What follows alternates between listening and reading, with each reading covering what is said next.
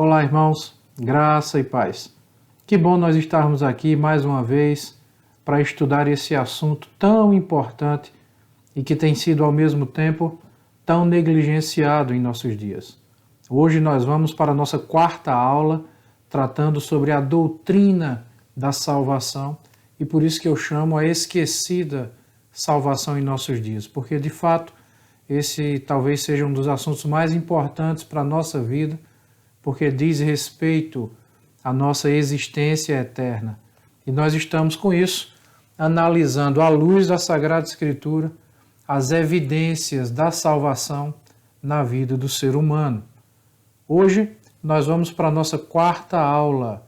As 3 aulas que já foram ministradas estão disponibilizadas aí no YouTube para você assistir e eu espero que você assista porque são muito importantes para você compreender a progressão desse assunto, o andamento que nós estamos dando a esse assunto. Na primeira aula, nós falamos sobre como as coisas estão fora de ordem, como elas estão fora do lugar e por quais razões muitas pessoas vêm para a igreja, e eu não digo que essas razões são erradas, mas que essas razões não são um motivo suficiente necessário para salvar ou para manter alguém na igreja. E aí nós começamos, à luz da palavra de Deus, a ordenar todas essas coisas, a colocar todas essas coisas no seu devido lugar, falando especificamente sobre a mensagem do Evangelho de Cristo, como o Evangelho do Senhor Jesus Cristo muda vidas, transforma a vida de tantas pessoas. Na segunda aula, nós continuamos a partir do ponto que paramos na primeira, falando sobre a centralidade da cruz de Cristo. Como na teologia bíblica, tudo gira em torno da cruz. Fizemos uma abordagem de Mateus capítulo 7, falando sobre o caminho largo, por onde a grande maioria das pessoas anda, e o caminho estreito que conduz à vida, e como Cristo disse, poucos andam por esse caminho. Ainda falamos sobre o mistério do engano ou da iniquidade, quando tantas pessoas estão na igreja achando que são justificadas por suas obras e se deixando seduzir e justificar por sinais e prodígios. E finalizamos a segunda aula falando sobre o fruto do Espírito. Na terceira aula, falamos explicando que a igreja não salva, porém, qual o papel da igreja nesse processo de salvação.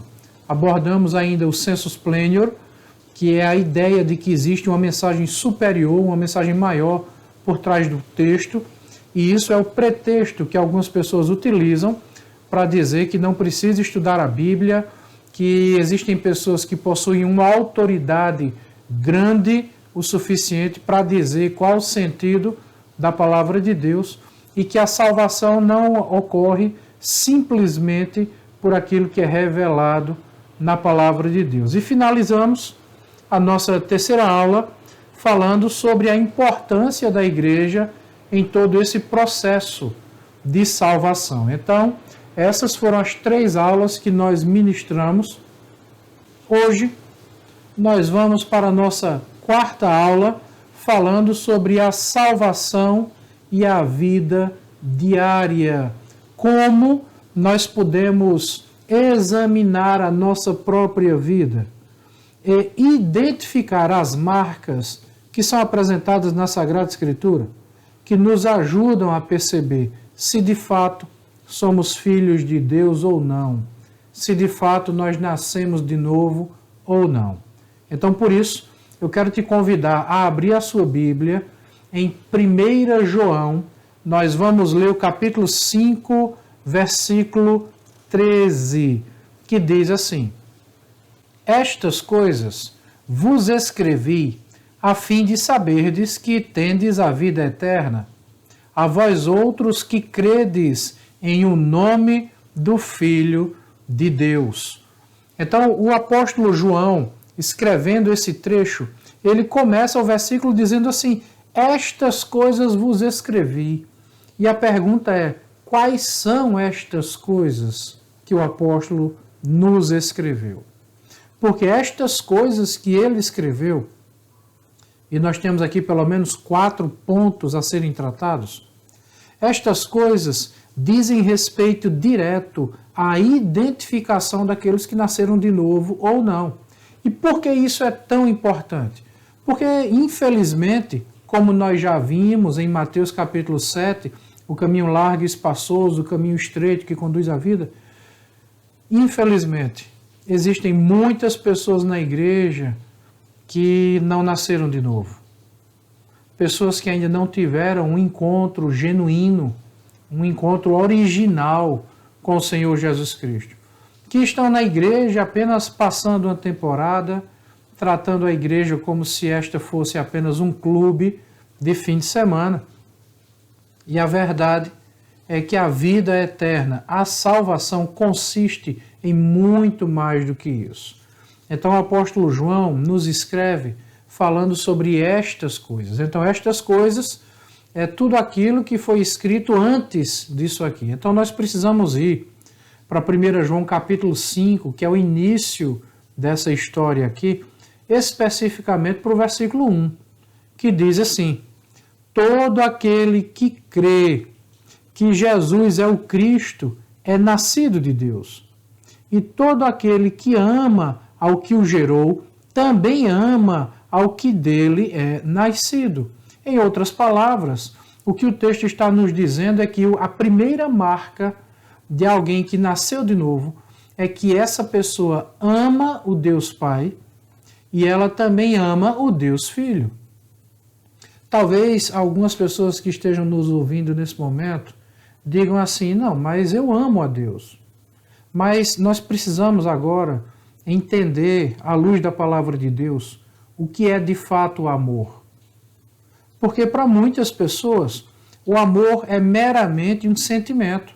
Ah, eu sinto, então eu amo. Eu sinto amor por Deus, então eu amo a Deus. E a grande verdade é que a palavra de Deus nos apresenta um conceito diferente de amor.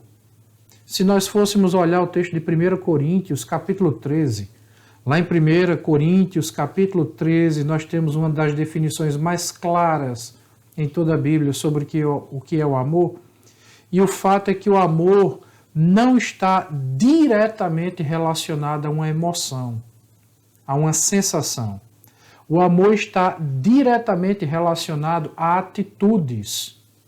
São práticas e não apenas meras emoções. Porque emoção você tem hoje e vai dormir e amanhã pode acordar com uma emoção diferente. As emoções variam pelas situações que nos arrodeiam, as emoções variam pelo nosso estado hormonal, a emoção varia por uma variedade de circunstâncias e fatores. Então a Bíblia nos mostra, 1 Coríntios capítulo 13, que o amor consiste em práticas, são atitudes. O amor tudo sofre, tudo espera, o amor não se exaspera, o amor não arde em ciúmes, não se ufana, não se ensoberbece, o amor tudo suporta, tudo crê. Então são práticas, são atitudes. E é exatamente a partir daqui que o apóstolo João começa a tratar. Porque já no versículo 2 e no versículo 3, ele apresenta a segunda marca de alguém que realmente nasceu de novo. Veja comigo. Nisto conhecemos que amamos os filhos de Deus, quando amamos a Deus e praticamos os seus mandamentos. Porque este é o amor de Deus, que guardemos os seus mandamentos. Ora, os seus mandamentos não são penosos. Em outras palavras, o que o texto bíblico está nos dizendo aqui é que a segunda marca de alguém que nasceu de novo é que essa pessoa não apenas ama a Cristo, não apenas ama ao Pai, não apenas ama os irmãos, essa pessoa ama os mandamentos de Deus e pratica os mandamentos de Deus. É alguém que pratica a palavra de Deus. Não é apenas alguém que sente, não é apenas alguém que busca conhecer, é alguém que busca praticar. Essa pessoa, ela é tão inundada por essa convicção e certeza que essa verdade eterna transforma o seu ser, muda sua natureza de dentro para fora. Ainda, nos versículos 4 e 5, é apresentada a terceira marca de alguém que nasceu de novo. Vamos ler junto comigo. Versículos 4 e 5 que diz assim: porque todo que é nascido de Deus vence o mundo. Aquele que crê no Filho de Deus tem em si o testemunho. Aquele que não dá crédito a Deus o faz mentiroso, porque não crê no testemunho que Deus dá acerca do seu Filho. Veja, aquele que crê em Deus, ou seja, aquele que nasceu de novo, tem o testemunho de Deus em si. Essa pessoa possui a convicção interna, porque essa convicção é plantada pelo Espírito Santo. Você lembra que o Pai está sentado no trono, julgando todas as coisas, o ser humano, a criação. O Filho vem, oferece essa obra substitutiva, ele nos substitui na cruz do Calvário, morre em nosso lugar, ressuscita para que, assim como nós morremos com ele, nós também tenhamos vida com ele. E agora ele sobe à presença do Pai para oferecer esse sacrifício substitutivo, ou seja, esse sacrifício que ele operou em nosso lugar, porque nós não tínhamos e nunca teremos condições de nos salvar. Então nós não podemos ser os nossos salvadores. Nós precisamos de um Salvador. E só existe um único Salvador, que se chama Jesus Cristo. Essa verdade, essa convicção é plantada no nosso íntimo pela pessoa do Espírito Santo. Porque se o Pai está sentado no trono, julgando todas as coisas, e o Filho, ele oferece o sacrifício substitutivo, morrendo em nosso lugar, e agora se colocando na posição de um advogado. Não apenas um advogado que defende, mas o advogado que assume a posição. Essa verdade operada pelo Pai e pelo Filho, ela é apresentada a cada um de nós por meio do Espírito Santo. É o Espírito Santo quem convence o homem do pecado, da justiça e do juízo. Por isso nós temos essa convicção interna, é isso que o apóstolo João está nos ensinando aqui. Então, os 4 pontos tratados pelo apóstolo João, que lá no versículo 5 ele diz, versículo 13, estas coisas vos escrevi. Quais são estas coisas? Aquilo que está no versículo 1, quem ama o Pai ama o Filho. Aquilo que está nos versículos 2 e 3, que obedece à Bíblia. Aquilo que está nos versículos 4 e 5, que vence o mundo pela fé. Aquilo que está no versículo 10, a pessoa que tem convicção interna. Mas, ao mesmo tempo, após isso, no versículo 18, o apóstolo João diz assim, sabemos que todo aquele que é nascido de Deus não vive em pecado. Antes, aquele que nasceu de Deus o guarda, e o maligno não lhe toca. Em outras palavras, aquele que nasceu de novo, aquele que de fato é salvo, que é filho de Deus, ele não é mais escravo do pecado. Ele peca? Sim, peca. O próprio João nos diz que aquele que diz que não peca é mentiroso e está fazendo de Deus um mentiroso também. Então, a questão aqui não é que o salvo não peca, ele peca. Mas o pecado na vida do salvo é um acidente de percurso. O pecado acidental na vida do salvo não é algo que o escraviza. Ele não é dependente do pecado, ele é dependente de Deus, ele vive pela fé. E é justamente pela fé que ele vence o mundo. Porque ele ama o Pai, ele ama o Filho, ele ama a palavra, ele ama os irmãos, ele coloca a palavra em prática, ele usa a fé e ele vence o mundo pela fé, apesar das lutas, das dificuldades, dos problemas, de suas tentações e de suas fraquezas. Então, o que nós temos aqui no texto de 1 João, é uma apresentação clara das marcas que nos ajudam a identificar quem são os salvos, quem são aquelas pessoas que de fato nasceram de novo. Mas além disso, a palavra de Deus nos apresenta em diversos outros textos, em outras passagens, outras marcas que identificam na vida diária, na vida prática, quem de fato nasceu de novo e quem não nasceu de novo. E por isso, nós trataremos a partir de agora acerca de 5 pontos que nos ajudam a identificar a salvação e sua relação com a nossa vida no dia a dia. E isso nos apresenta soluções e também problemas, porque o primeiro problema com o qual nós nos deparamos é que às vezes nós esperamos mudança na vida de quem não foi mudado.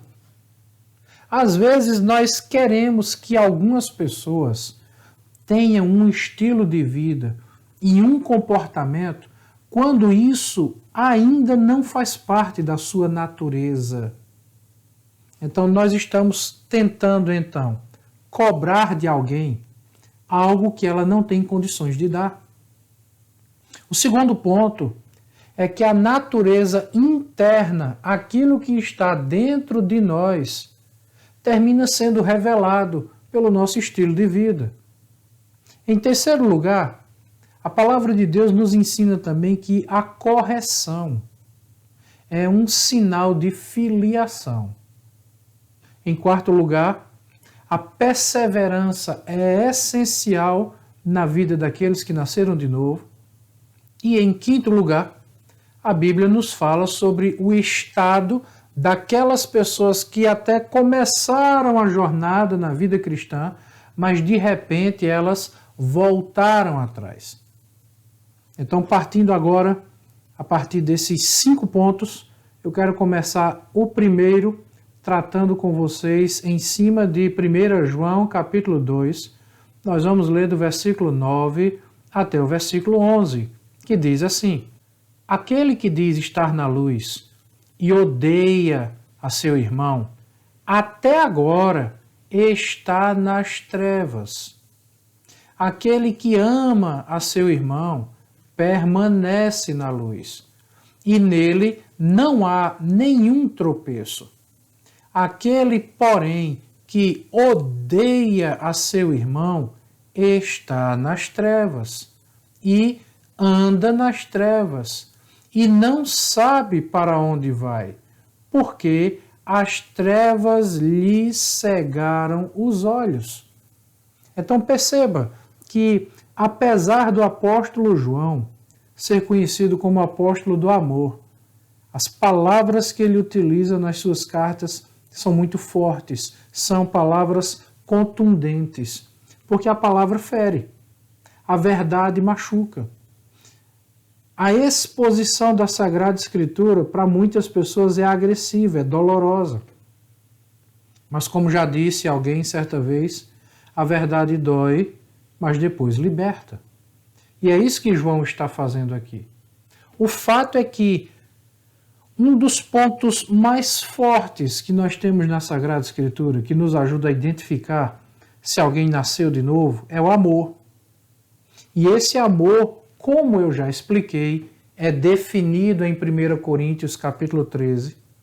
Ele não é apresentado apenas por meras palavras, não é o simples dizer eu te amo, mas são as atitudes, são as ações.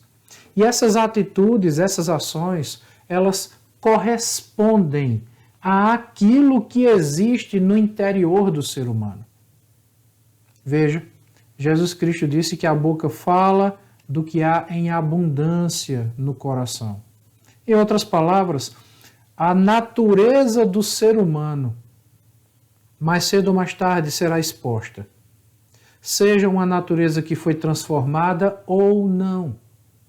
Como nós já vimos nas aulas passadas, nós precisamos agora de tempo, porque pelos frutos os conhecereis. E como eu já disse, Uma árvore não coloca frutos do dia para a noite. Então precisamos ter paciência. De uma forma ou de outra, o que o apóstolo João está nos mostrando aqui nesse texto é que aquele que diz estar na luz e odeia seu irmão, até agora está nas trevas. E agora nós somos chamados a uma reflexão. Porque aquele que diz estar na luz, eu vou traduzir isso aqui para um português bem atual dentro da nossa cultura. Porque muita gente diz assim, eu estou na igreja, eu assisto cultos, eu faço parte de uma denominação, eu estou integrado a tudo aquilo que a igreja oferece. Logo, como eu tenho uma vida religiosa, eu sou salvo. Mas veja, não é simplesmente estar na igreja e participar daquilo que a igreja oferece. Tem que fazer isso sim, mas não é só isso. É a maneira como nós nos relacionamos com o nosso próximo. Aquele que diz estar na luz e odeia a seu irmão está nas trevas. E essa verdade é tão contundente que nesse texto o apóstolo João diz isso 2 vezes. Aquele que diz estar na luz e odeia seu irmão, até agora está nas trevas. Aquele que ama a seu irmão permanece na luz, e nele não há nenhum tropeço. Veja só, mais uma vez voltando agora para o conceito de amor que está lá em 1 Coríntios capítulo 13. O amor tudo suporta, o amor tudo espera, o amor não se ufana, não se soberbece, não arde em ciúmes. E a lista é grande das definições de amor, das características do amor lá em 1 Coríntios 13. Mas o que é que nós encontramos nos dias de hoje? Muita gente dizendo assim, eu não vou ficar na igreja não, porque eu me escandalizei com o pecado do irmão, aconteceu uma coisa muito feia, né? E essas pessoas não apenas saem da igreja, elas saem da igreja com muita raiva da igreja. E a pergunta é, onde está o amor pelo irmão? Deixa eu trabalhar uma coisa aqui com você, para que não fique nenhuma ponta solta nesse nosso estudo. Eu não estou dizendo que amar o irmão significa acobertar os pecados do outro, encobrir o pecado do outro e viver satisfeito com uma vida de pecado. Não é isso. Até mesmo porque nós veremos daqui a pouco que uma das marcas do Filho de Deus é a correção, a disciplina, é o açoite. O que eu estou dizendo é que, apesar dos pecados do meu irmão, eu devo continuar amando o meu irmão. E esse amor é expresso, inclusive, na maneira como eu corrijo, como eu disciplino meu irmão. Porque quem ama, corrige. Isso é o que nos ensina, inclusive, o texto de Provérbios, quando fala dos pais que educam os filhos. Os pais que amam os filhos de verdade, eles não veem seus filhos errando e ficam ali achando bonitinho e deixam seus filhos à vontade para continuar errando. Não, quem ama de verdade corrige. E às vezes essa correção, ela contém em si o açoite. A Bíblia diz que a vara da disciplina fustigará a criança, ela não vai morrer por causa disso, e ela será ensinada. Então esse é o princípio bíblico de disciplina, de ensino. Quem ama, ensina. Quem ama, corrige. Então, nós, aqueles que nasceram de novo, aqueles que de fato são salvos, não tem motivo para sair da igreja por causa do pecado do irmão. Existem motivos para você sair da igreja e procurar outra igreja? Claro que existem. Se você identificar que naquela igreja não está sendo pregada a palavra de Deus, se você identificar que existem doutrinas que não são bíblicas naquela igreja, se aquela igreja está ensinando heresia, se a palavra de Deus não é exposta com santidade e com temor naquele lugar, se não existe o desejo genuíno de buscar a Deus e de se submeter ao Senhor. Então, se uma igreja não tem essas marcas, se o pastor é um mau caráter, se o pastor só está interessado no dinheiro das pessoas que estão ali, se o pastor não fala em outra coisa a não ser em prosperidade, saia dessa igreja. Essa igreja não é uma igreja genuína. Esses motivos justificam a mudança de uma igreja. Sair de uma igreja, agora, não justifica você ficar em casa achando que pode ser crente sozinho por conta própria. Não.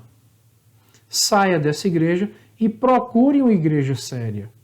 Não faça como o profeta Elias. Elias ficou dentro da caverna achando que era o último homem de Deus da face da terra. E o Senhor fala com ele dizendo, olha Elias, você não está sozinho não. Ainda existem mais não sei quantos mil joelhos que não se dobraram a Baal. Então, meu irmão, ainda existe gente santa na face da terra. Ainda existe igreja comprometida com a Sagrada Escritura. Ainda existe pastor comprometido com a verdade da Sagrada Escritura. Ore a Deus, busque a Deus e o Senhor vai te orientar. O Senhor vai falar com você onde essas igrejas estão e quem são esses pastores. Então existem motivos que justificam, sim, você sair de uma igreja. Não existem motivos para você ficar sozinho em casa, achando que pode ser crente sozinho. E não existe agora, por outro lado, um motivo que seja suficiente para você sair da igreja justificado porque um irmão pecou. Não. Porque o irmão pecou, mas a grande notícia é que você também peca. Somos grandes pecadores dentro da igreja. Todos nós necessitamos da graça de Deus, que nos corrige, que nos repreende, nos disciplina e que nos ajuda a crescer, a amadurecer. Então, o que o apóstolo João está dizendo aqui é que aquele que odeia a seu irmão está nas trevas. Agora, o que é interessante? Tem pessoas que saem da igreja porque foram feridas, foram magoadas, mas elas não odeiam.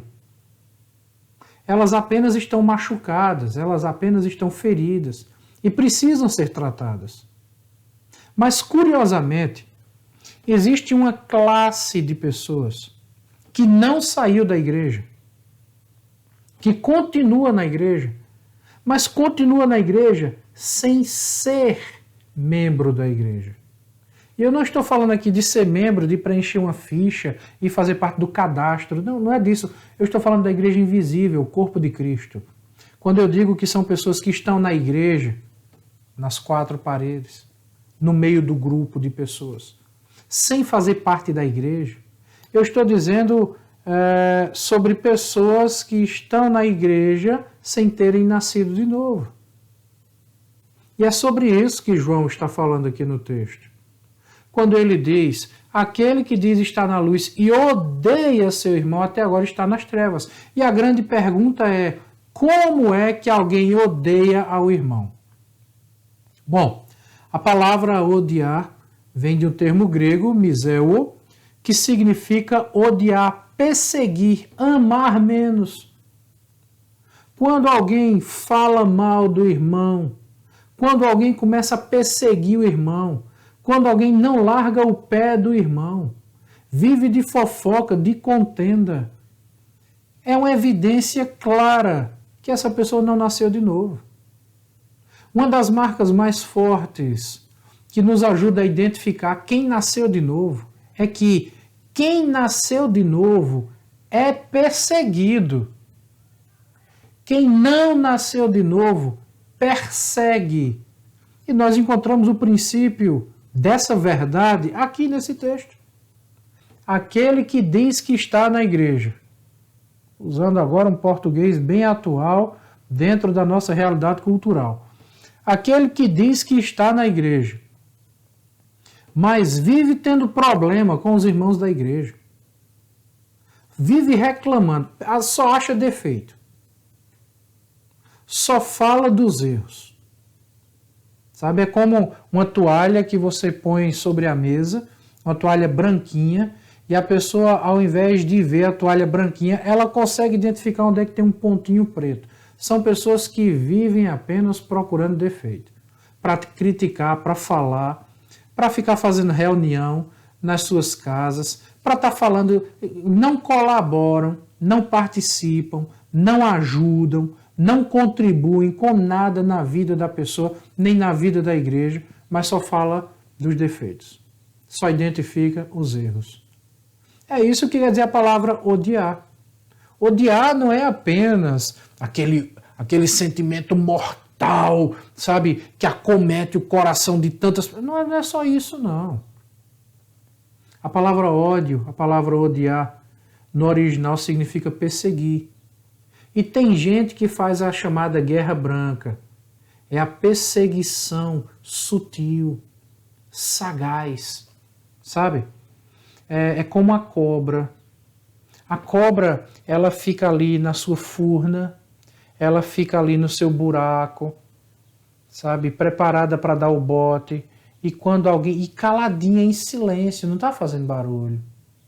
E quando alguém passa, despercebido, ela pica. E volta e foge. Veja, a cobra pica e vai embora, mas o veneno fica. Isso é perseguição. Então, aquele que diz estar na luz e persegue seu irmão e vive falando mal do seu irmão e vive criticando. Seu irmão não, eu não vou chamar de irmão não. Aquele que vive perseguindo o outro e falando mal do outro e criticando o outro e não perde a oportunidade de falar do outro e atirar pedra no outro e só identifica os erros do outro e é crítico demais com o outro, essa pessoa odeia. E João diz aqui no texto 2 vezes, odeia seu irmão, até agora está nas trevas. E mais à frente diz de novo, aquele porém que odeia a seu irmão está nas trevas e anda nas trevas. E não sabe para onde vai, porque as trevas lhe cegaram os olhos. Ou seja, essa pessoa ela é espiritualmente cega. Então nós estamos falando aqui da natureza do ser humano. E quando nós falamos de natureza do ser humano, quando nós falamos do coração do ser humano, eu sempre digo que o coração é uma terra santa. É uma terra que apenas Deus caminha nela. Essa terra santa é moldada apenas pelo Espírito Santo. Nós estamos tratando aqui da natureza do ser humano. Então, alguém que vive com essas práticas é porque a natureza dessa pessoa não foi transformada. Então, não adianta você querer forçar essa pessoa a uma coisa quando não é da natureza dela fazer. Por isso que às vezes a gente se chateia e se decepciona, porque a gente está esperando algo de alguém quando esse alguém não tem condições de dar. Nós esperamos mudança na vida de alguém que não foi mudado. Isso é a mesma coisa de você trazer para perto de si um touro e oferecer um delicioso churrasco para esse touro. O touro não vai comer o churrasco, por mais gostoso que o churrasco seja. Sabe por quê? Porque não é da natureza do touro comer carne. Touro come capim, é da natureza dele. Come mato, é da natureza dele. Então, às vezes, a gente espera que algumas pessoas comam certas coisas da palavra de Deus, mas não é da natureza delas comer. E essas pessoas vivem a sua vida continuamente com essas práticas. E por que elas vivem com essas práticas? É uma evidência clara de que elas não nasceram de novo. O segundo ponto, nós encontramos em 1 João capítulo 3, dos versículos 10 ao 15, que diz assim: nisto são manifestos os filhos de Deus e os filhos do diabo. Todo aquele que não pratica justiça não procede de Deus, nem aquele que não ama a seu irmão, porque a mensagem que ouvistes desde o princípio é esta: que nos amemos uns aos outros, não segundo Caim, que era do maligno e assassinou a seu irmão. E por que o assassinou? Porque as suas obras eram más e as de seu irmão justas. Irmãos, não vos maravilheis se o mundo vos odeia. Nós sabemos que já passamos da morte para a vida, porque amamos os irmãos. Aquele que não ama permanece na morte. Todo aquele que odeia a seu irmão é assassino. Ora, vós sabeis que todo assassino não tem a vida eterna permanente em si. Então, o que é que João está dizendo aqui? João usa um exemplo histórico real para ilustrar uma verdade real, uma verdade em nossos dias. Ele cita o caso de Caim e Abel. Caim matou Abel. E por que Caim matou Abel? Porque Abel fez o que era certo, Abel fez o que era justo. O problema não estava em Abel, estava em Caim. Caim se sentiu incomodado pela prática da justiça de seu irmão Abel, apesar de serem irmãos. Irmãos da mesma carne, irmãos do mesmo sangue. Isso nos ensina que fazer parte da mesma família, estar debaixo do mesmo teto, não garante salvação para ninguém. Abel era filho de Deus. Caim era filho do maligno. Caim matou Abel. E por quê? Porque as suas obras eram más. Agora, o segundo ponto identificado aqui no texto é que aquele que é filho de Deus pratica a justiça. E o que é a justiça? Essa expressão vem de um termo que no original é o dikaiosune, que significa equidade de caráter, equidade de ação, fazer o que é justo. Ou seja, filhos de Deus, pessoas que nasceram de novo, elas não apenas falam sobre aquilo que é certo, elas praticam o que é certo. Elas praticam o direito. Elas não apenas falam, elas vivem. E isso nos leva agora a uma segunda verdade que precisa ser observada. Fazer o que é certo, praticar o que é justo, vai despertar a ira de algumas pessoas. Vai despertar o ódio de algumas pessoas. Lembra que nós falamos sobre o ódio agora há pouco? O primeiro ponto que nós tratamos? Pois bem, fazer o que é justo desperta o ódio na vida de quem não é justo.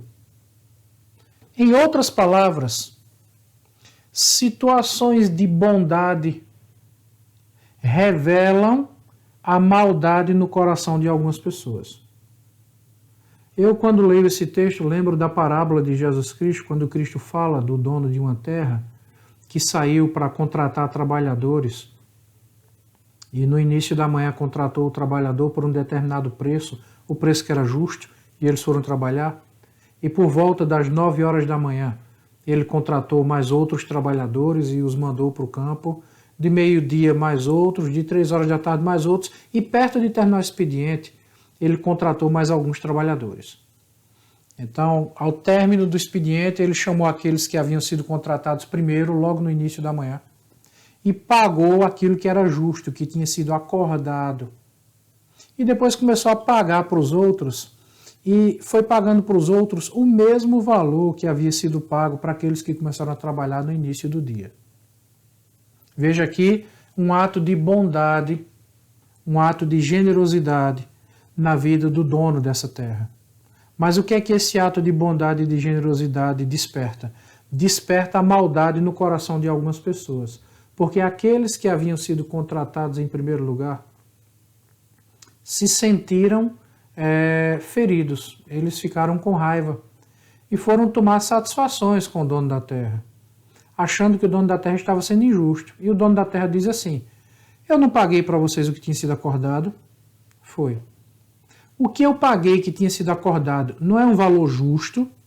É. Por que é que vocês estão com raiva? Vocês não estão com raiva porque eu prejudiquei vocês, porque eu não prejudiquei vocês. Eu fiz para vocês o que era justo. Vocês estão com raiva é porque eu abençoei outros. Então, às vezes, quando nós abençoamos outras pessoas, aqueles que são injustos, aqueles que não nasceram de novo, se sentem incomodados. Então, a prática da justiça vai revelar quem de fato tem a natureza de Abel, nasceu de novo, e quem tem a natureza de Caim, não nasceu de novo. E o outro fato importante destacado nesse texto, nós encontramos, olha só, irmãos, não vos maravilheis se o mundo vos odeia, ou seja, não fique impressionado com isso. Tem pessoas que quando fazem coisas boas, coisas certas, e é nossa obrigação fazer coisas certas. Nós não estamos fazendo nada demais. Nós estamos fazendo apenas aquilo para o qual fomos chamados. Nós fomos chamados para derramar graça na vida de outras pessoas, assim como Deus derrama graça nas nossas. Então, não é nada de espetacular fazer coisas boas, abençoar pessoas. E isso deve fazer parte do cotidiano daqueles que nasceram de novo. Isso deve fazer parte do dia a dia. Né? Deve ser natural, tão natural para essas pessoas, como é natural beber água. Mas isso vai fazer com que o mundo nos odeie. Nós seremos odiados pelo mundo. É interessante porque em Roma, no século III, quando os nossos irmãos eram perseguidos, eram mortos e eram presos, muitos dos nossos irmãos iam até as prisões para levar água e comida para aqueles que estavam presos. E quando esses irmãos que estavam levando água e comida chegavam na porta da prisão para entregar a comida e a água, os carcereiros prendiam essas pessoas que estavam levando os mantimentos, os suprimentos. E aí vem a pergunta: se o irmão sabia que ia ser preso ao levar suprimento e mantimento para o outro irmão, por que é que esses irmãos continuavam levando água e comida para os seus irmãos se eles sabiam que seriam presos? Sabe por quê? Porque é da natureza do Filho de Deus abençoar seus irmãos. Porque é da natureza do Filho de Deus se sacrificar pelos seus irmãos. Sabe, irmãos? Isso é seguir o exemplo de Cristo. O que foi que Jesus Cristo fez? Ele sabia que seria humilhado, que seria escarnecido. Ele sabia que seria achincalhado pela sociedade, que ele seria desacreditado pelos seus próprios irmãos de sangue. Jesus sabia que seria preso, que seria traído por um dos discípulos. Ele sabia que iria apanhar, ser esbofeteado, que seria cuspido, que seria zombado, que seria posto numa cruz, que teria ali momentos terríveis de dor, de sofrimento. Ele sabia de tudo isso. E ainda assim ele veio para passar por tudo isso, por cada um de nós. E é interessante porque Cristo fez isso. Os apóstolos fizeram isso. Os discípulos fizeram isso. Os irmãos da igreja primitiva fizeram isso. E muitas pessoas hoje não querem fazer mais isso. Muitas pessoas não estão mais dispostas a sacrificar a própria vida pelo bem do próximo. Diferente dos nossos irmãos. E é exatamente por isso que Jesus, em Mateus capítulo 25, do versículo 31 ao 40, diz o seguinte: quando vier o Filho do Homem na sua majestade, e todos os anjos com ele, então se assentará no trono da sua glória, e todas as nações serão reunidas em sua presença, e ele separará uns dos outros, como o pastor separa dos cabritos as ovelhas, e porá as ovelhas à sua direita, mas os cabritos à esquerda. Então dirá o rei aos que estiverem à sua direita: Vinde, benditos de meu Pai, entrai na posse do reino que vos está preparado desde a fundação do mundo. Porque tive fome, e me destes de comer. Tive sede, e me destes de beber. Era forasteiro, e me hospedastes. Estava nu, e me vestistes. Enfermo, e me visitastes. Preso, e fostes ver-me. Então perguntarão os justos: Senhor, quando foi que te vimos com fome e te demos de comer? Ou com sede e te demos de beber? E quando te vimos forasteiro e te hospedamos? Ou nu e te vestimos? E quando te vimos enfermo ou preso e te fomos visitar? O rei, respondendo, lhes dirá: Em verdade vos afirmo que, sempre que o fizestes a um destes meus pequeninos irmãos, a mim o fizestes. Irmãos, o que nós temos aqui é uma descrição clara do amor sacrificial dos irmãos uns pelos outros. Quando nós sacrificamos a nossa saúde, quando nós sacrificamos a nossa integridade física, quando nós sacrificamos os nossos bens por amor ao próximo, para abençoar o próximo, nós estamos fazendo aquilo que Cristo fez. E quando nós estamos fazendo aquilo que Cristo fez, é como se nós estivéssemos fazendo para o próprio Cristo. Então, uma marca muito forte que identifica aqueles que nasceram de novo é o amor sacrificial. É ver aqueles que estão dispostos a se sacrificar pelo próximo, quando isso lhes custa um preço. No passado, nossos irmãos eram presos, eram colocados em masmorras. O próprio texto de Hebreus, capítulo 11, nos fala sobre a galeria daquilo que nós chamamos de os heróis da fé. Pessoas que foram enforcadas, foram apedrejadas, foram serradas ao meio, pessoas que foram crucificadas, outros crucificados de cabeça para baixo, irmãos. Pessoas que eram jogadas aos leões, às feras, e serviam de escárnio, serviam de espetáculo para uma multidão que ficava ali observando o sacrifício, a dor daquelas pessoas, pelo simples fato delas serem cristãos. E hoje, pelo menos agora, na nossa realidade cultural aqui no Brasil, a gente ainda não tem passado por isso. A gente não tem sofrido nem a metade daquilo que os nossos irmãos no passado já sofreram. Os nossos irmãos eram entregues às feras para servir de espetáculo, num show, dentro de arenas, onde os leões entravam, invadiam e matavam essas pessoas. Essas pessoas que eram jogadas nas mãos de gladiadores, elas eram crucificadas, elas eram queimadas e enfrentavam a morte louvando a Deus, adorando ao Senhor. E outros irmãos que não estavam presos iam até as cadeias para levar suprimento, mantimento para essas pessoas, porque esses irmãos se preocupavam uns com os outros, eles amavam uns aos outros, eles queriam fortalecer uns aos outros. E nós temos visto muito pouco disso hoje. Essa, infelizmente, não é uma realidade que condiga com a grande maioria do povo que está na igreja, se dizendo salvo. O que nós temos visto hoje, irmãos, é um circo de horrores, de pessoas que estão na igreja preocupadas com seus próprios interesses, que não se preocupam com o próximo, que não estão dispostas a se sacrificar pelo próximo, que não têm nenhuma disposição em seu coração para obedecer aquilo que Cristo mandou, para fazer aquilo que Cristo disse.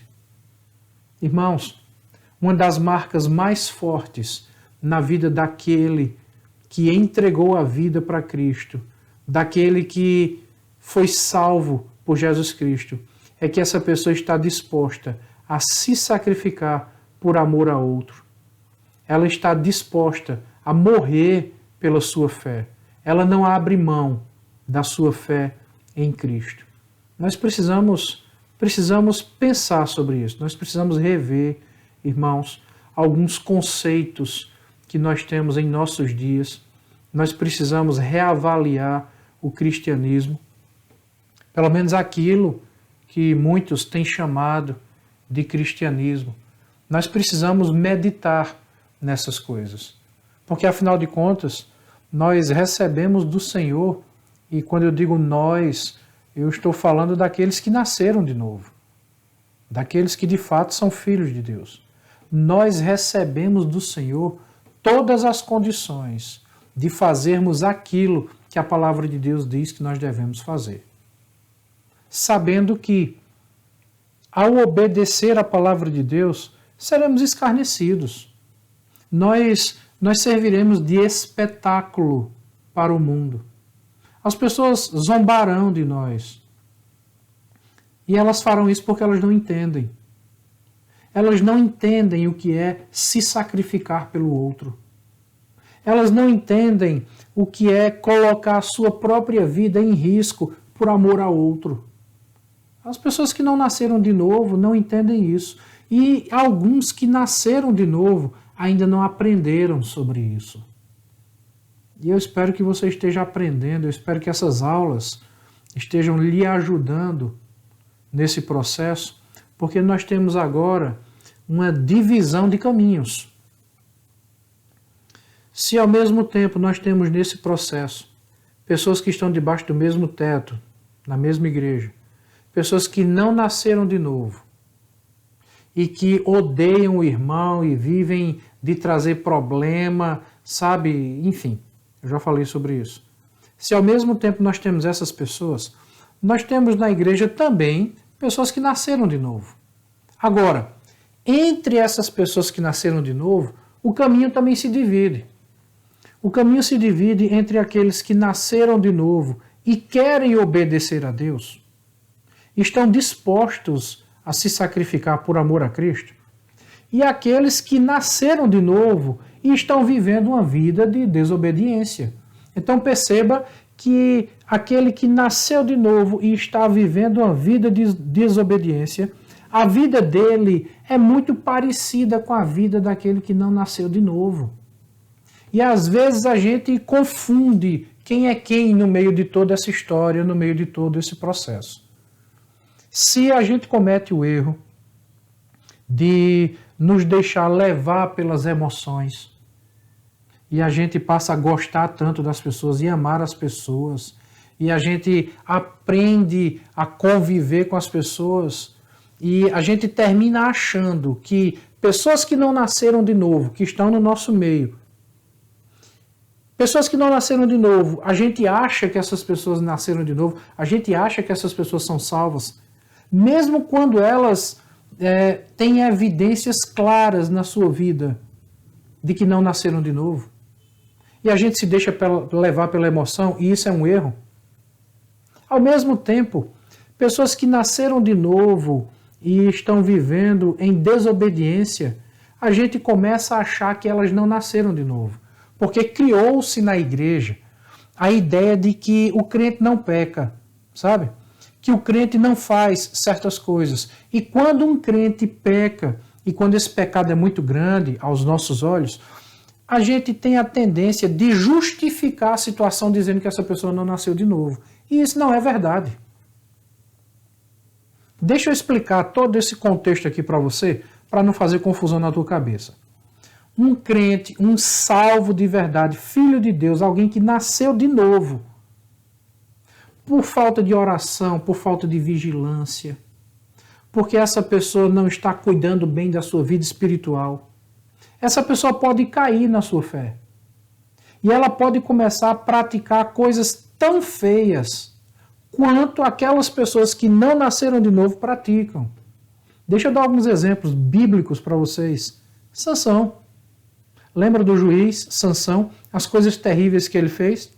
E ele é catalogado como um dos heróis da fé. Deixa eu dar outro exemplo para você. Salomão. O homem mais sábio que já existiu. É isso que a palavra de Deus diz.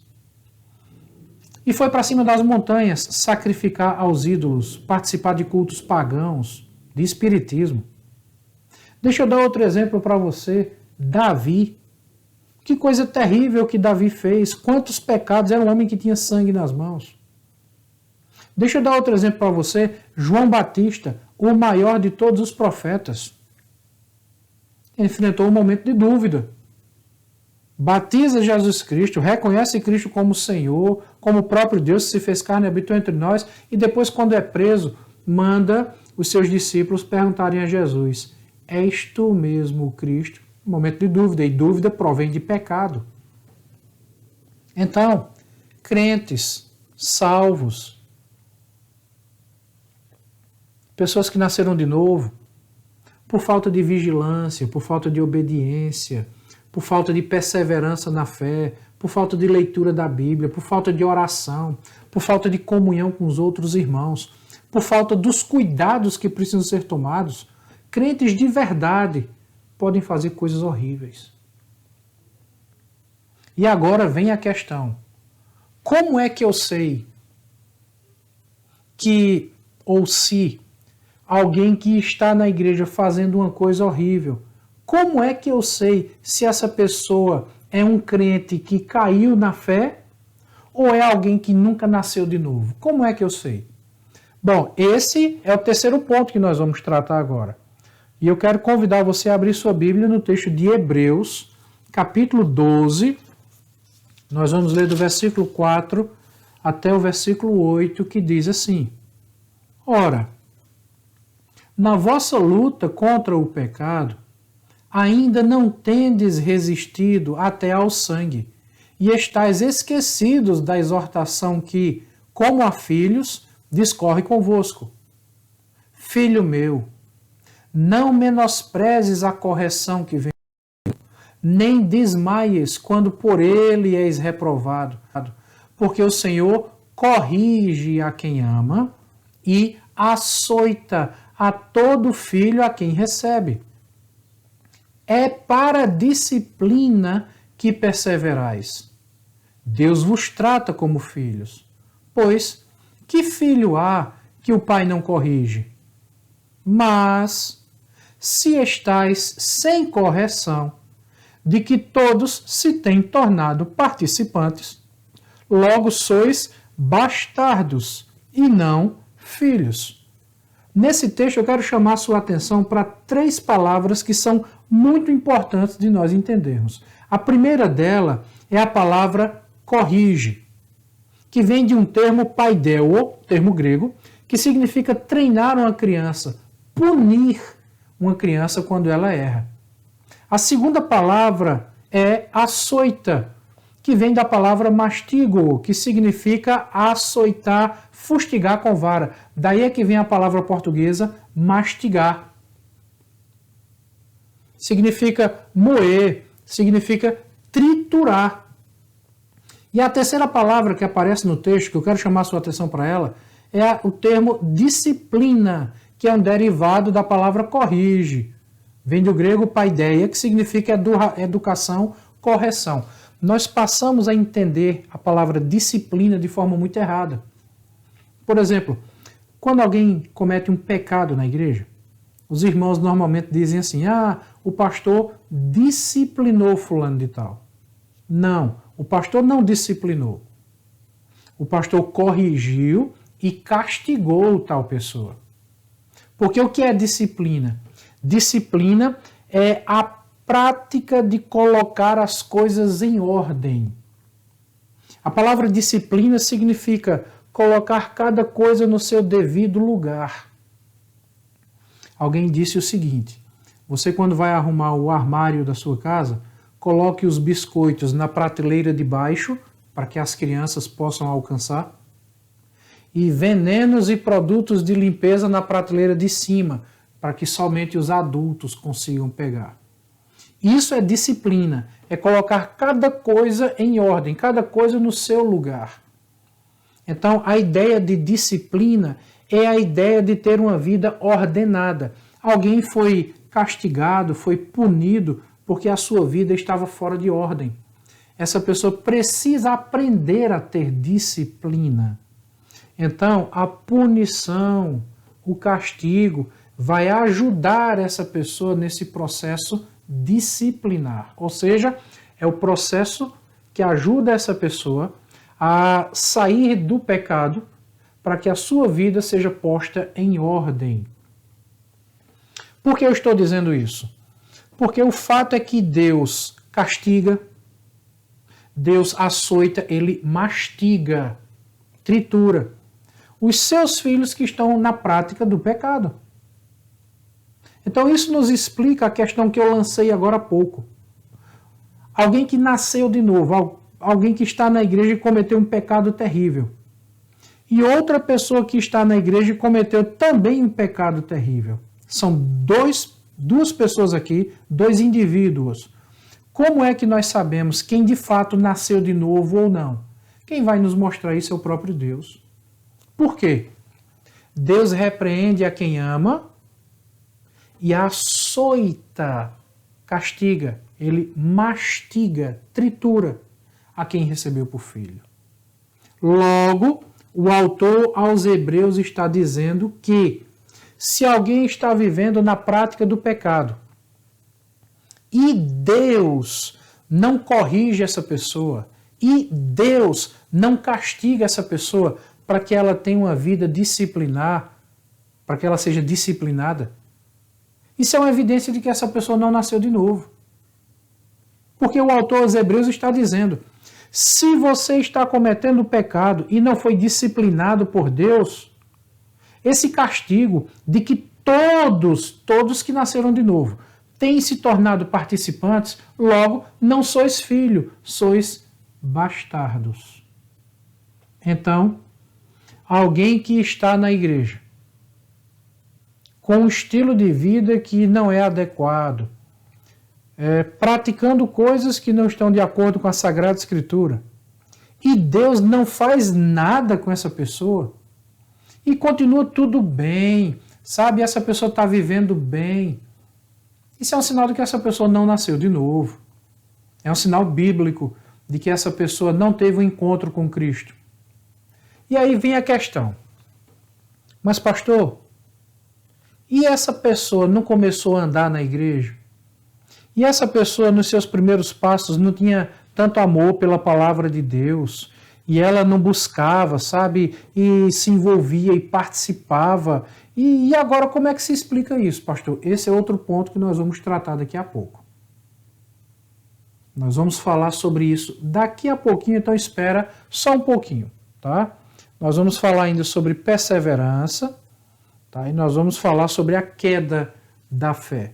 Aqueles que saíram do meio da igreja. São os dois últimos pontos que nós trataremos logo na sequência. Então, o fato é que um crente, alguém que nasceu de novo, que é filho de Deus, infelizmente, eu digo isso com tristeza, infelizmente essa pessoa pode, por um vacilo, por uma falta de vigilância, por uma falta de cuidado, ela pode terminar fazendo coisas terríveis.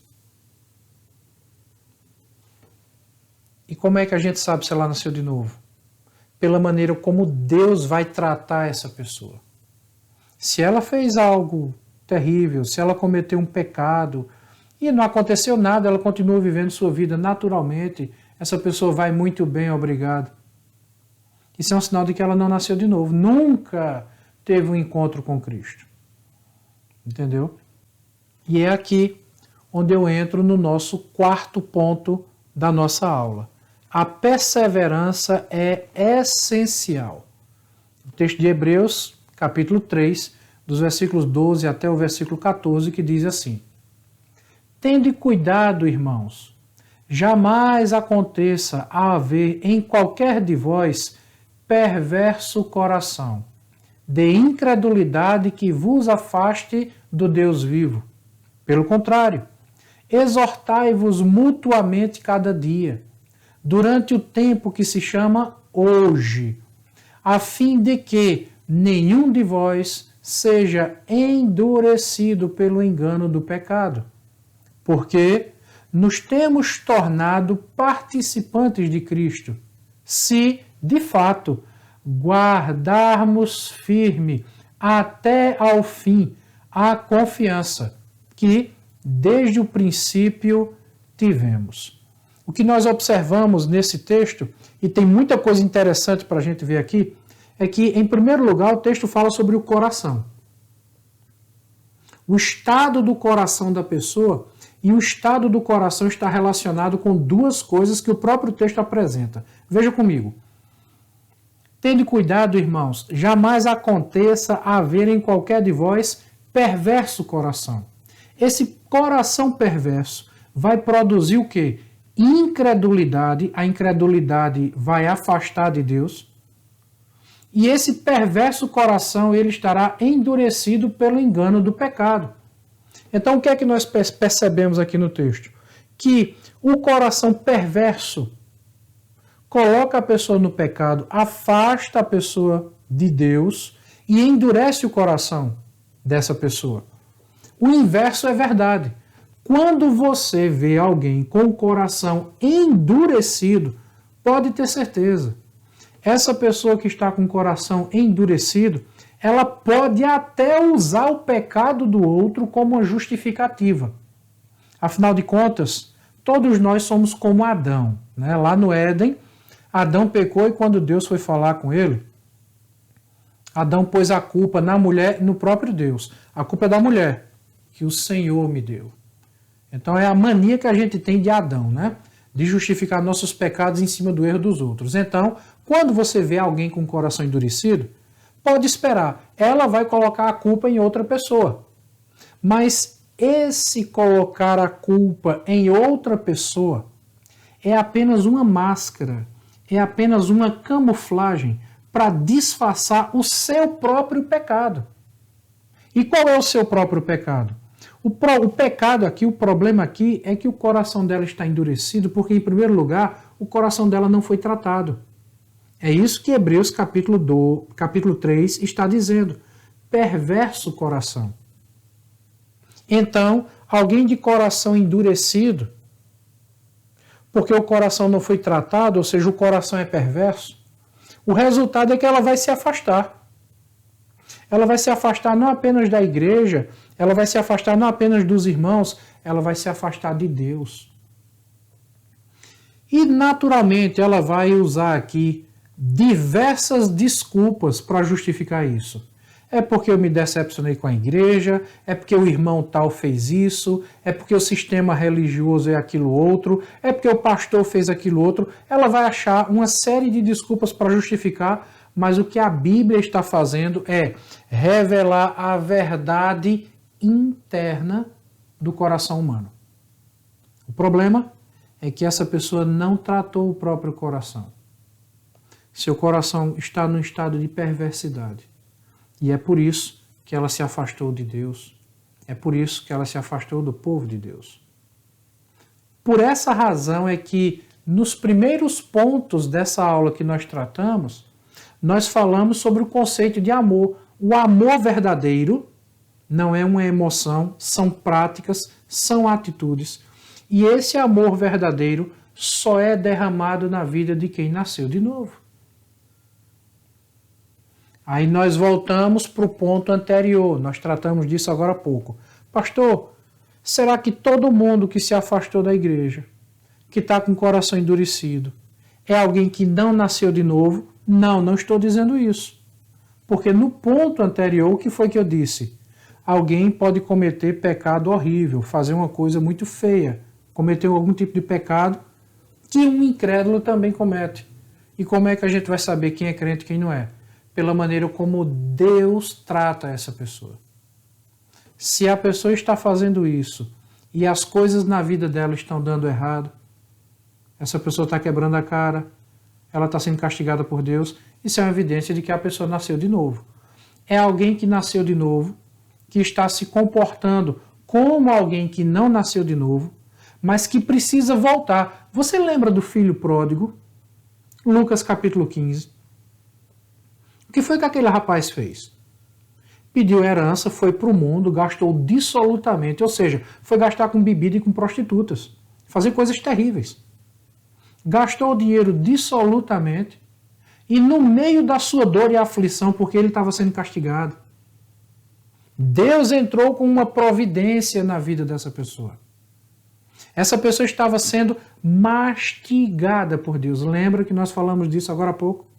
Pois bem, o que é que aquele jovem ora a Deus dizendo no meio daquela situação? Vou voltar para a casa do meu pai. Ele nunca deixou de ser filho.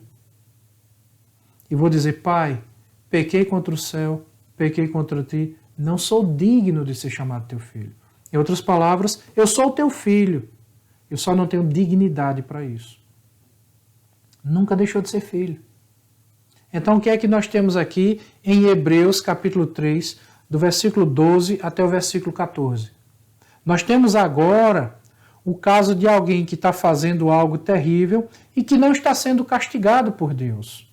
Logo, se Deus agora não está castigando essa pessoa e essa pessoa sente liberdade para continuar pecando e ela vai pecando, está tudo bem, é porque essa pessoa não nasceu de novo. E é por isso que o autor aos Hebreus nos diz que a perseverança é tão importante. Por quê? A perseverança não salva ninguém. Não é porque você persevera que você vai ser salvo. Não. Porque se fosse assim, mais uma vez, não precisava Jesus morrer na cruz. Bastava você vir para a igreja, abrir a Bíblia e insistir em andar naquele caminho, obedecer ordenanças religiosas e pronto, você seria salvo. Só que ninguém é salvo pelas obras, nós já vimos isso. Ninguém é salvo pelos seus próprios méritos. Então, a perseverança não salva. Mas a perseverança é mais um fator bíblico que nos ajuda a identificar quem é salvo. Por quê? Se a perseverança não salva, por outro lado, somente quem é salvo consegue perseverar. Percebeu agora a diferença? Perseverança não salva, mas só consegue perseverar quem é salvo. Essa é a explicação que nós damos para Mateus capítulo 24, versículo 13. Quando Jesus Cristo diz assim, aquele, porém, que perseverar até o fim, esse será salvo. Ou seja, não é a perseverança que salva, é a perseverança que identifica quem é salvo. Aquele que é salvo consegue perseverar. Isso nos ensina uma outra coisa. Se você nasceu de novo, se você é salvo, se você de fato é filho de Deus, não tem justificativa para a sua fraqueza. Você não pode dizer, eu não consigo. Você não pode dizer, é difícil demais. Você não pode dizer, eu não supero. Supera sim. Só quem pode dizer, eu não consigo, eu não posso, eu não supero, é quem não nasceu de novo. Porque quem não nasceu de novo não recebe de Deus a capacidade de perseverar. Mas quem nasceu de novo consegue perseverar. Então, volte comigo para Hebreus capítulo 3, que diz assim, se de fato guardarmos firme até ao fim a confiança. Essa expressão guardar vem do termo grego kateko, que significa segurar, manter, avançar, permanecer. Em outras palavras, aquele que nasceu de novo, ele consegue avançar. Ele consegue segurar. Segurar e se segurar. Ele consegue se manter. Ele persevera. Sabe, irmãos, esse texto de Hebreus capítulo 3 me faz lembrar do texto de 1 João capítulo 2, versículo 19. É um texto muito forte. Eu queria que você abrisse sua Bíblia lá para nós lermos juntos. 1 João capítulo 2, versículo 9. Que diz assim: eles saíram de nosso meio, entretanto, não eram dos nossos. Por quê? Se tivessem sido dos nossos, teriam permanecido conosco. Todavia, eles se foram para que ficasse manifesto que nenhum deles é dos nossos. Então, o que é que João está dizendo aqui no texto? Que algumas pessoas que saíram da igreja e estão no mundo, com base no texto de Hebreus, e não está acontecendo nada com essas pessoas. Juntando agora Hebreus e 1 João, capítulo 2, versículo 9, isso é uma evidência de que essas pessoas não nasceram de novo. Apesar de nós gostarmos dessa pessoa, às vezes até nos sentimos tão bem com a presença dessas pessoas. Mas o fato é que elas não nasceram de novo. Porque elas não conseguem perseverar. E é essa palavra que aparece no texto. Vamos ler de novo. Se tivessem sido dos nossos, teriam permanecido. A palavra permanecido vem do termo meno, que significa permanecer, aguardar, continuar, suportar.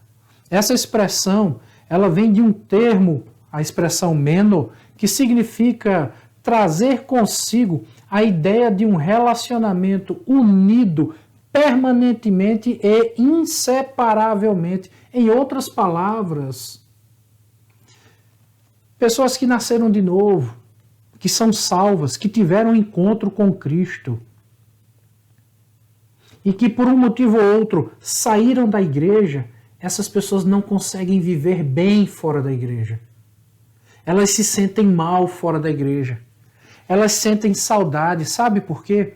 Porque a palavra perseverar, a palavra seguir em frente, a palavra permanecer, significa estar unido inseparavelmente. Ela sofre porque está longe da igreja. Ela sente saudade da comunhão com os irmãos. Ela quer voltar. Talvez ela não tenha forças para voltar. Talvez ela não tenha coragem para voltar. E aqui nós precisamos de pessoas, como nos diz o texto de Romanos capítulo 12, pessoas que foram agraciadas por Deus com o dom da misericórdia. E o que é o dom da misericórdia?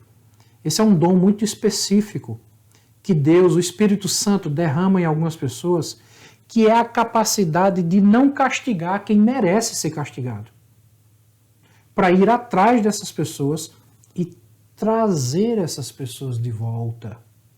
Então nós precisamos orar que Deus levante no nosso meio pessoas com o dom da misericórdia. E por fim, o quinto e último ponto da nossa aula de hoje é o que acontece com essas pessoas agora que saíram da igreja e não voltaram para a igreja. Que saíram da igreja e, diferente do exemplo que eu dei agora há pouco, alguém que saiu da igreja e sente saudade, sente falta e quer voltar, talvez não tenha força nem coragem, precisa de ajuda. Não é este o caso. Eu estou falando agora de outro caso. Alguém que saiu da igreja e que está tudo bem. Esse é o quinto ponto que nós vamos tratar e que está no texto de 2 Pedro, capítulo 2. Nós vamos ler do versículo 20 até o versículo 22, que diz assim: portanto, se depois de terem escapado das contaminações do mundo, mediante o conhecimento do Senhor e Salvador Jesus Cristo, se deixam enredar de novo e são vencidos, tornou-se o seu último estado pior que o primeiro. Pois melhor lhes fora nunca tivessem conhecido o caminho da justiça do que, após conhecê-lo, volverem para trás, apartando-se do santo mandamento que lhes fora dado. Com eles aconteceu o que diz certo adágio verdadeiro: o cão voltou ao seu próprio vômito e a porca lavada voltou a revolver-se no lamaçal. O que nós temos aqui é o apóstolo Pedro explicando de forma clara o estado que algumas pessoas possuem, o estado de não nascer de novo, o estado contaminado pelo pecado e que faz com que essas pessoas agora estejam no mundo. O que é que acontece? Pedro diz o seguinte: essas pessoas estiveram entre nós, elas experimentaram na igreja coisas que nós também experimentamos. Agora, elas ficaram apenas na teoria. Veja a expressão que o apóstolo utiliza no texto. Elas escaparam das contaminações do mundo mediante o conhecimento do Senhor e Salvador Jesus Cristo. Essas pessoas passaram a ter apenas o saber, elas passaram a ter apenas o conhecer, elas apenas encheram a cabeça com informação bíblica. Mas informação por si só não liberta. É necessário que a informação desça da cabeça e venha para o coração. E transforme todo o ser. E transforme a natureza da pessoa, a essência do ser humano. O que acontece é que essas pessoas vieram para a igreja porque estavam com uma vida conturbada, uma vida com as coisas fora do lugar. Lembra da primeira aula que nós demos? Quando nós falamos que as coisas estavam fora do lugar, e tem gente que vem para a igreja apenas para pôr em ordem a sua casa, apenas para pôr em ordem a sua vida, e quando tudo está no lugar, quando tudo está organizado, essas pessoas saem da igreja. Pois bem, é esse caso que o apóstolo Pedro acabou de citar e que nós acabamos de ler.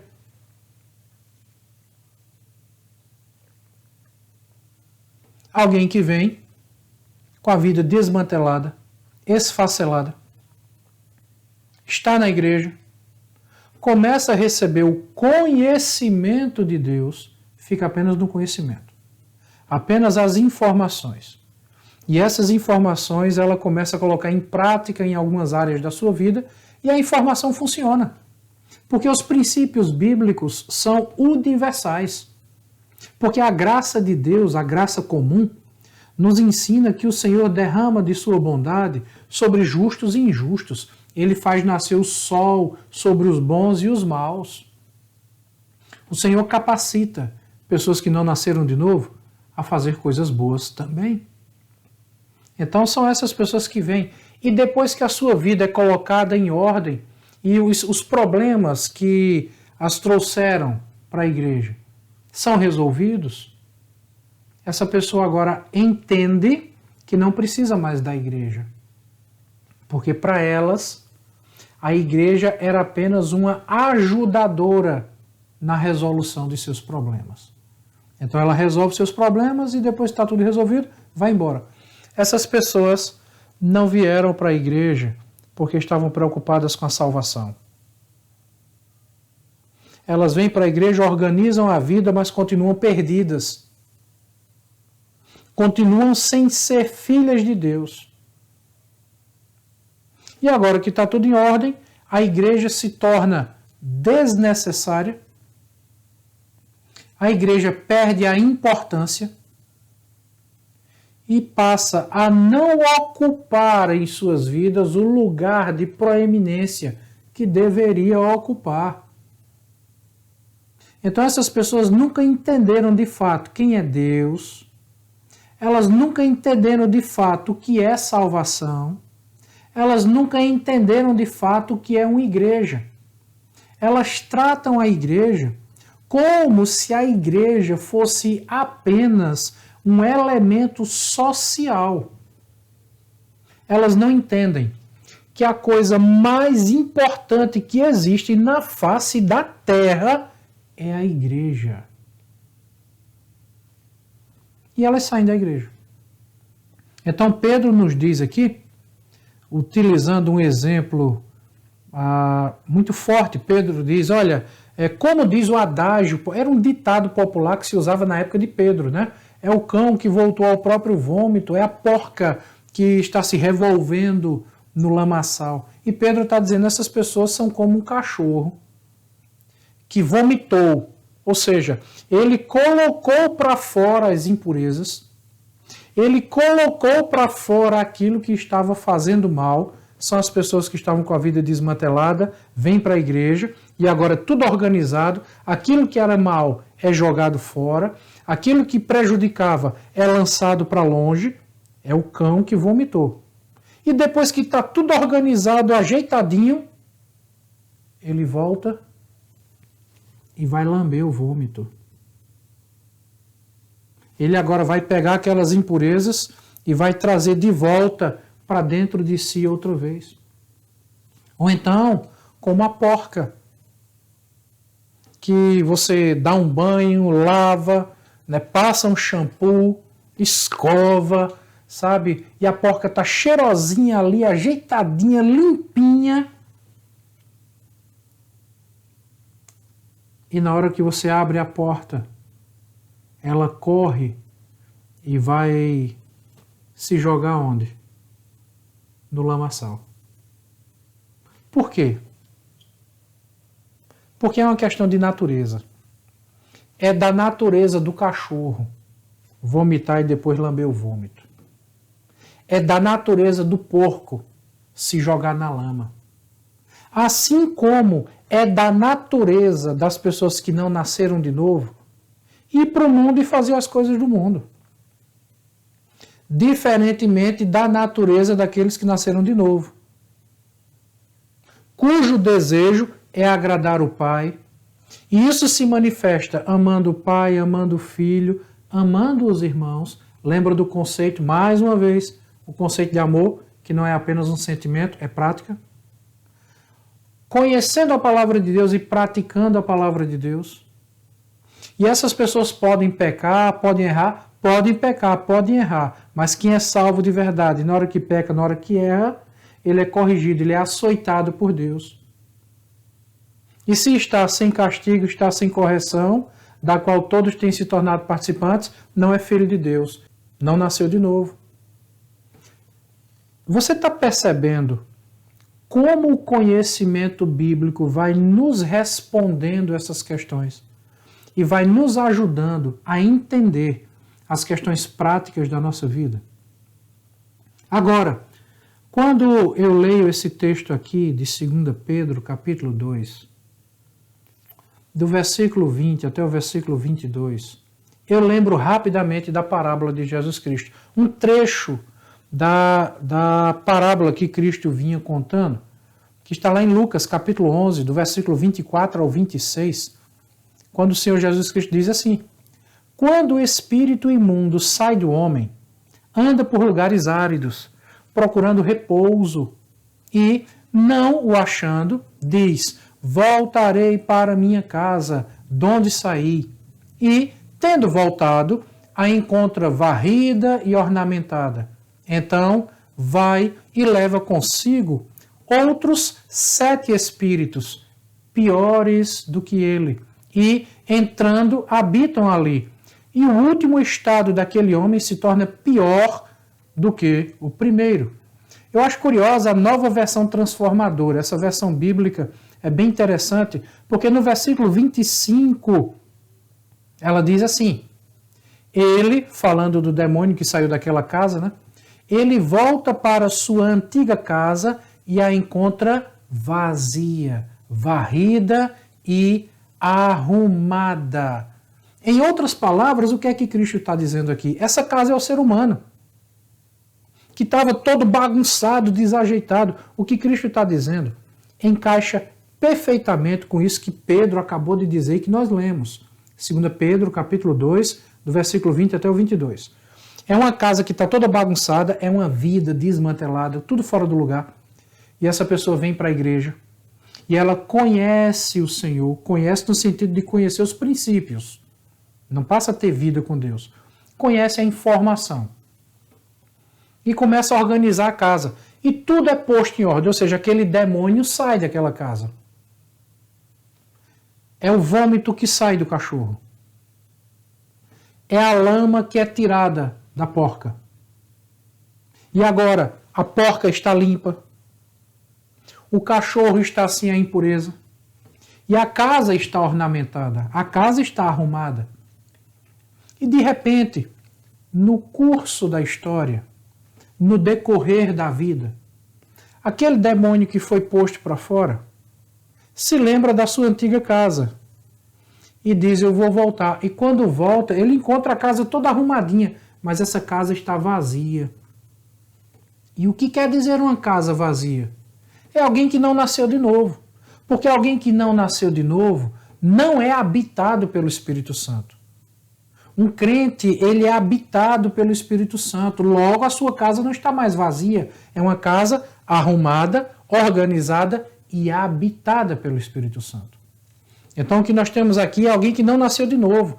É alguém que simplesmente está na igreja, a vida foi ajustada, mas essa pessoa não teve um encontro pessoal com Cristo.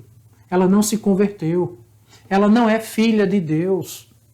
E o demônio volta e quando vê a casa arrumada, percebe que a casa está arrumada, mas vazia, e traz consigo mais 7 demônios, agora são 8. E o segundo estado dessa pessoa se torna pior do que o primeiro. Porque no primeiro estado era apenas um demônio, agora são 8.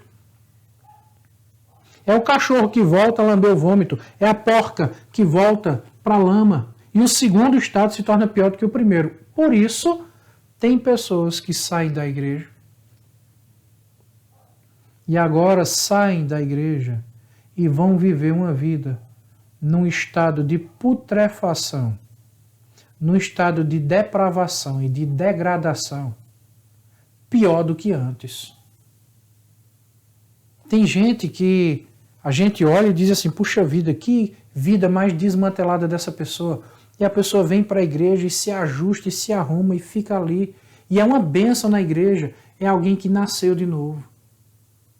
É alguém que veio, que organizou, e que vez ou outra pode ter uma recaída, sabe, pisar na casca de banana e cometer um pecado e cair, e vai ser castigado, e vai ser açoitado, e vai ser moído, mas é para o próprio bem, é para que aqueles erros sejam corrigidos e colocados em ordem. E a pessoa volta e a vida continua em ordem, é o filho pródigo. Enquanto existem outros que vêm da mesma forma, todo desmantelado, e a vida é ajustada, e quando tudo começa a ficar no lugar e tudo está ordenado, a pessoa agora sai da igreja e agora a sua vida será pior do que era antes dela vir para a igreja. Então, irmãos, eu espero que com essa aula de hoje, com esses 5 pontos, alguns aspectos sobre salvação ou não salvação, sobre caminhar da vida cristã, como Deus trata quem é salvo, quem não é. Eu espero que isso tenha ajudado você a entender certas coisas acerca da vida com Deus, da importância da igreja, e tenha explicado por que certas coisas acontecem ou não. Na próxima aula, nós falaremos sobre um tema muito controverso, que é foco de muito debate. Falaremos sobre a segurança da salvação. Agora nós vamos falar especificamente, na próxima aula, sobre quem é salvo de fato. Quem é salvo perde a salvação? Será que sim? Venha conosco na nossa próxima aula para nós estudarmos esse assunto. Eu espero que você seja abençoado, que a graça do Senhor Jesus Cristo esteja sobre a sua vida e sobre a sua família. Um grande abraço, um cheiro no seu coração.